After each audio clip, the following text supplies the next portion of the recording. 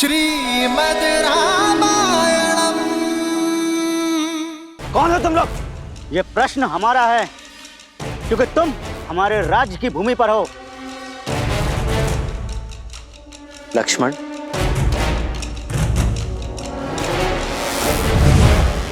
मैं अयोध्यापति महाराज दशरथ का पुत्र राम हूं। दशरथ नंदन राम स्वयं पधारे हैं। ये तो उत्सव का पल है। उनके पांव के स्पर्श से देवी अहिल्या मुक्त हुई। उनके प्रवेश से हमारी धरा भी पावन हो गई। शीघ्र चलो।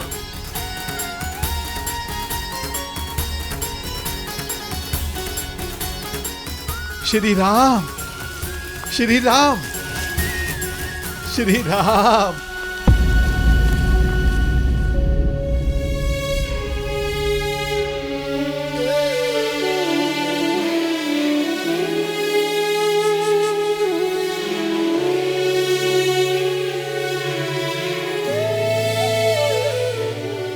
कैसा अनर्थ है। अयोध्या का श्रृंगार सन्यासी का भगवा वस्त्र धारण किए हुए। क्या ये वलकल धारण करने से मैं आपका अतिथि नहीं रहा निषाद राज? अतिथि तो आकर लौट जात। आप तो हमरे ही यहां हृदय में बसे हैं कुमार राम। यदि आपने मुझे हृदय में बसाया है तो आपका स्थान भी हृदय के पास ही है।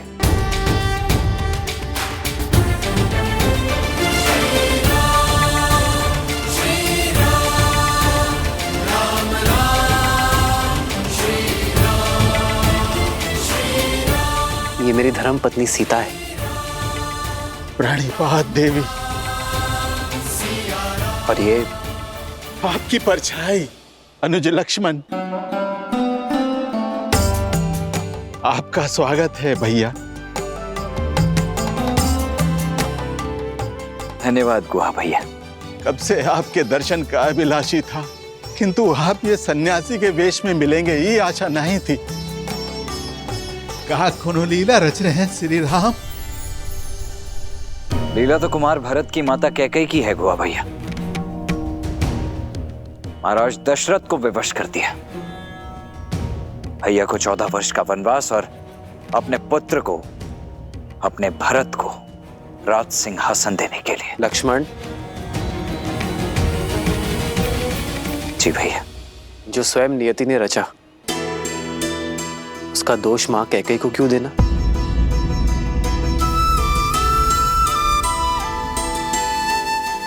ये चयन मेरा था। आपके यहाँ आने के इस चयन से हम सब भी धन्य हो गए। अब हमको आप सबका सेवा करने का मौका मिलेगा। आप अपना 14 बरस का वनवास यहीं बिताइए। ये राज्य, ये निषाद राज गुहा, सब कुछ आप ही का तो है श्री राम। आपके प्रेम और स्नेह ने मुझे अभिभूत कर दिया है, किंतु वचन के अनुसार ये 14 वर्ष का वनवास मुझे वन वन भटकते हुए बिताना है, किसी राज्य या नागरिक के यहाँ नहीं। किंतु कैसे श्री राम?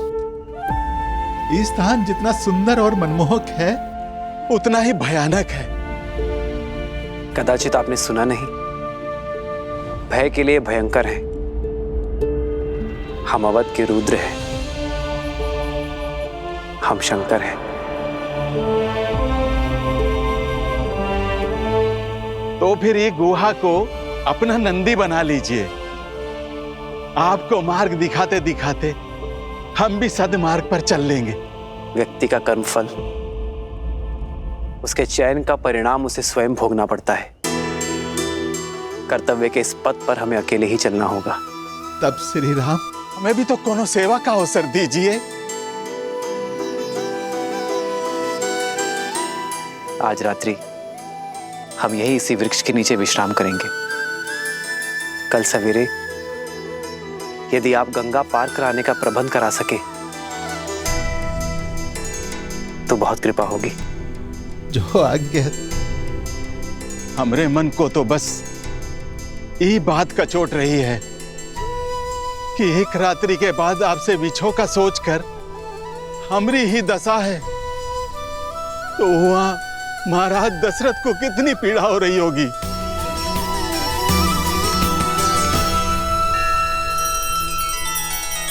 श्री रामचंद्र कृपालु भजु मन हरण भव भय दारुणम नव कंज लोचन कंज मुख कर कंज पद कंजारुणम। सिया राम सिया राम सिया राम सिया राम। आदर्श और मर्यादा की है ये कथा महापावनम। काट मद श्री से मिलाने श्रीमद् रामायणम श्रीमद् रामायणम। सिया राम सिया राम सिया राम सिया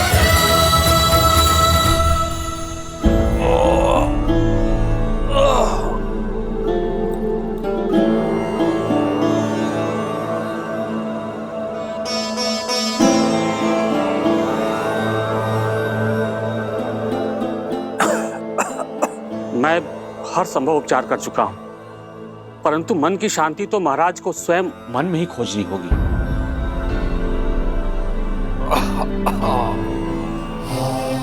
महाराज आशा मत खोइए महाराज, समझ गए हैं ना, वो राम को अवश्य वापस ले आएंगे। हाँ महाराज, भाग्य अयोध्या पे इतना बड़ा अभिशाप नहीं लाएगा।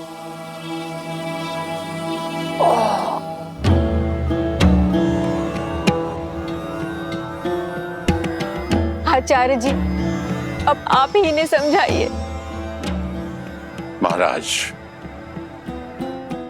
यह समय नियति से लड़ने का नहीं, उसे स्वीकार करने का है। विश्वास रखिए, अंत में सब शुभ होगा।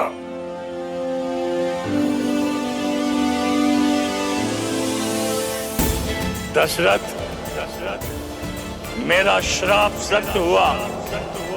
तुम अपने पुत्र के वियोग में मरोगे दशरथ। महाराज घबराइए मत महाराज, सब ठीक होगा। कुछ ठीक नहीं होगा, ये घबराहट ही तेरे प्राण ले लेगी। ये वो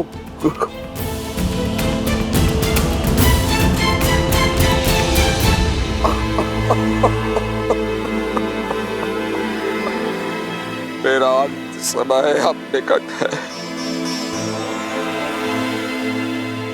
नहीं आएगा मेरा राम। वर्षों पूर्व मेरे हाथों हुए पाप की अग्नि में मेरे जीवन के सारे पुण्य जलकर भस्म हो गए। आप देख रहे हैं ना गुरुदेव, वो श्राप अब सत्य होने को है और मैं कुछ नहीं कर सकता गुरुदेव, मैं कुछ नहीं कर सकता। महाराज, कैसा श्राप? ये राम के जन्म से पूर्व की बात है। शब्द भेद, अनजाने में मैंने आपके पुत्र के प्राण हर लिए। तुमने दो अंधों के जीवन का सहारा छीना है। अपने धर्म रक्षक पुत्र के वियोग में तरस तरस कर मरोगे तुम। ये बूढ़े दुखी पिता का श्राप है, श्राप है।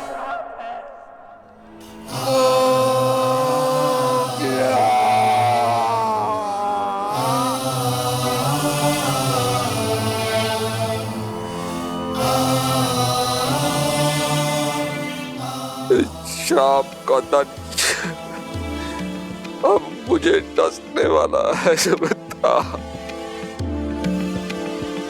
महाराज धैर्य रखिए,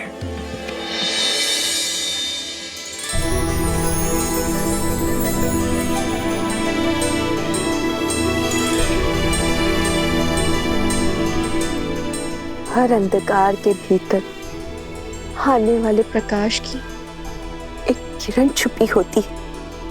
आशा रखिए आप मारे, मत भूलिए कि वो श्राप आपके लिए वरदान बन गया। उसी के कारण आपके आंगन में 4 पुत्रों का आगमन हुआ। मुझे पूरा विश्वास राम का ही आयान रघुवंश के भविष्य में केवल गर्व का प्रकाश ही लाएगा। शीघ्र ही नया सूर्योदय होगा।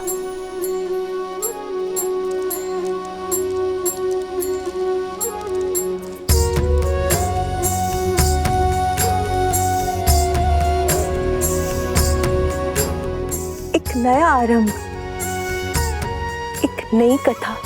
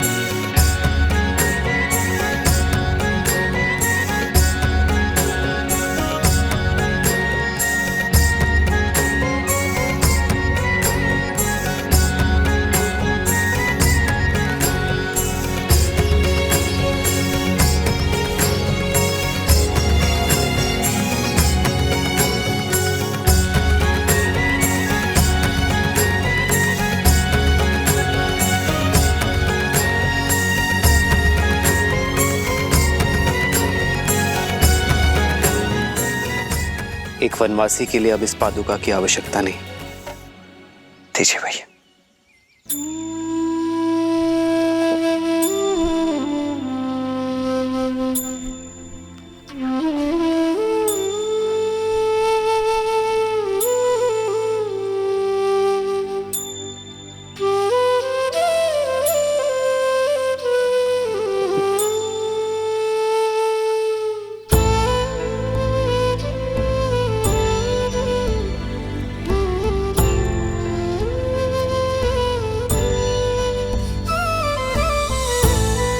श्री राम ई वेश में बिना पादुका ही घोर वन में 14 बरस कैसे बिताएंगे?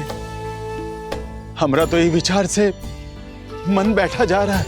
हमने केवल वस्त्र ही नहीं, अपनी संपूर्ण जीवन शैली, अपने जीवन का मार्ग भी बदल लिया है निषाद राज। यही वरदान है हमें। राजकुमार तो साधारण जन से घुल मिल नहीं पाते, किंतु अब हम साधारण प्रजा की भांति सबके साथ घुल मिलकर जीवन का सत्य खोजेंगे। एक वनवासी का जीवन जीकर पिताश्री का वचन निभाएंगे।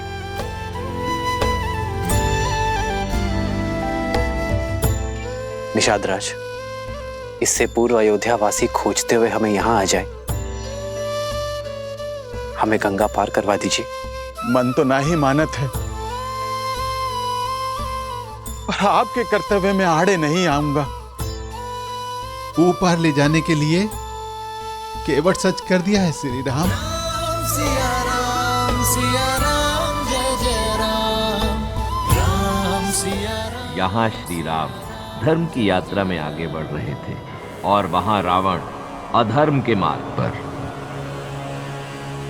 दशानन, तुम और तुम्हारा पुत्र पाताल लोक में नहीं जा सकते।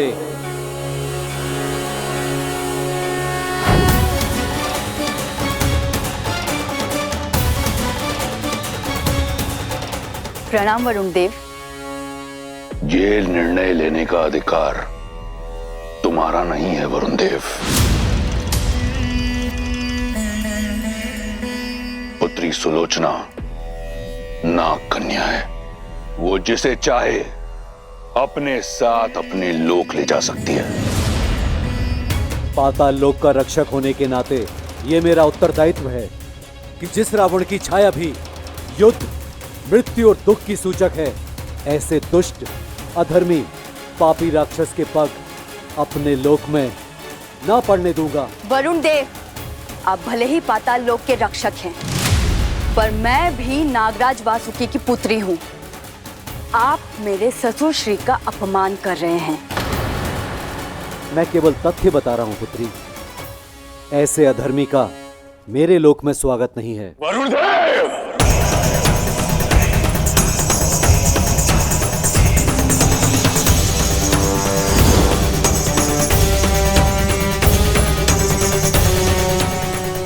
प्रतीत होता है कि अपने पिता के स्वाभिमान का द्वंद्व मुझे पाताल लोक के द्वार से ही आरंभ करना होगा। अपने दायित्व पूर्ति के लिए यदि युद्ध का स्वागत भी करना हो तो मैं सच हूं।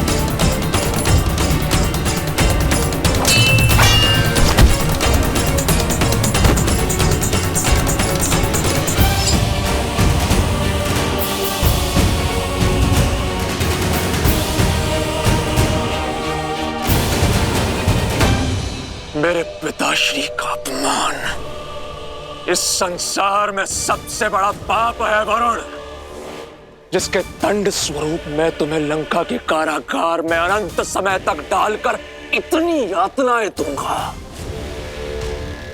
कि तुम अभी इसी क्षण दशानन से अपनी मृत्यु मांगोगे। मेघनाथ, अद्भुत।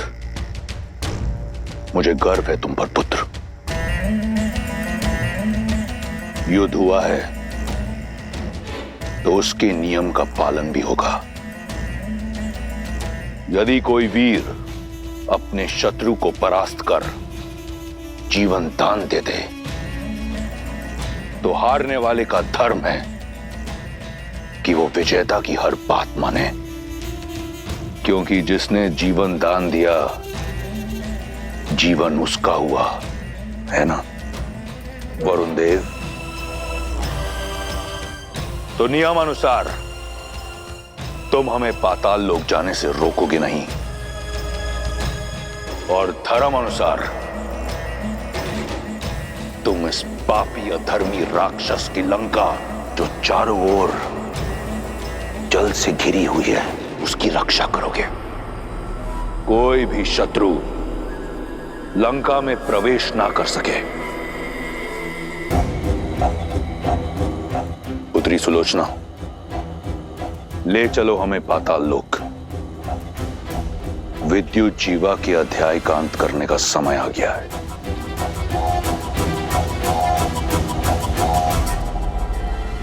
सुलोचना,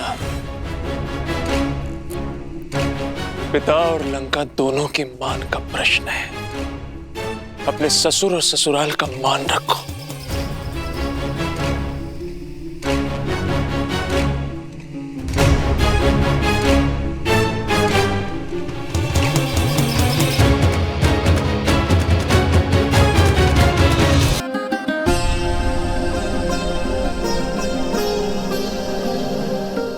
अब तक के सहयोग के लिए धन्यवाद अमात्य। अब आप अयोध्या लौट जाइए। यह आज्ञा मत दीजिए कुमार राम। वनवास का प्रतीक पूर्ण हुआ। 14 प्रहर बीत गए, मानो 14 वर्ष बीत गए। लौट चलिए मेरे साथ। महाराज की भी यही इच्छा है। जब मार्ग सत्य का हो तो भेद नहीं खोजे जाते अमात्य। रघुकुल की रीत तोड़कर मैं अपने पिताश्री के पास तो लौट जाऊंगा, किंतु अपने पुरखों को मुख कैसे दिखाऊंगा? देवी सीता, आप तो हट त्यागी, महाराज की आशा है, मैं कम से कम आपको लेकर ही लौटूं। जो आशा अधर्म का आधार बने वो शुभ फल नहीं लाती अमात्या। और मेरा धर्म तो सप्तपदी के साथ ही श्री राम के धर्म से जुड़ गया था। अब आप ही बताइए, मैं एक धर्म छोड़कर दूसरा धर्म कैसे निभाऊं? मैं जानती हूँ पिताश्री आहत हैं, पर उन्हें अपनी पुत्र वधू पर गर्व भी होगा, जो अपने संबंध की लाज रखने के लिए वन की वासी बनने के लिए भी सच है। अयोध्या के पुत्रवधू के साथ ये व्यवहार उचित नहीं है, समझाइए ना इन्हें। धर्म के पद का नियम है अमात्य, पहला पग कठिन होता है, उसके बाद सब सुगम। और जो एक बार इस पद पर आगे बढ़ गया वो फिर पीछे नहीं मुड़ता। यही कर्तव्य निष्ठा है अमात्य, यही धर्म परायणता है। मैं चाहूं तो भी सीता और लक्ष्मण को जाने से नहीं रोक सकता। मेरे पिताश्री और तीनों माताओं का उत्तरदायित्व अब आपका हुआ, और अयोध्या के भावी राजा मेरे प्रिय भरत को ढेर सारा आशीर्वाद और प्रेम अवश्य दीजिएगा अमात्य। जो आज्ञा कुमार।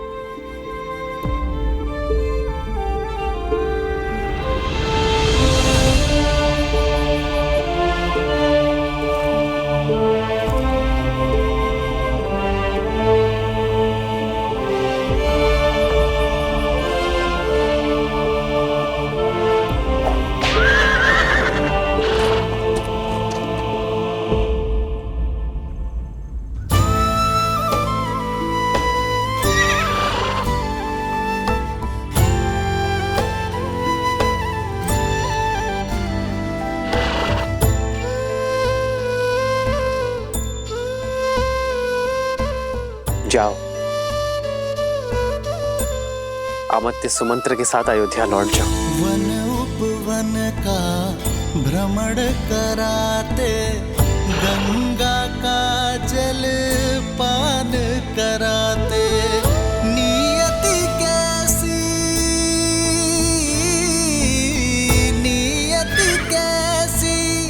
विपदा लाई, नियति कैसी विपदा लाई।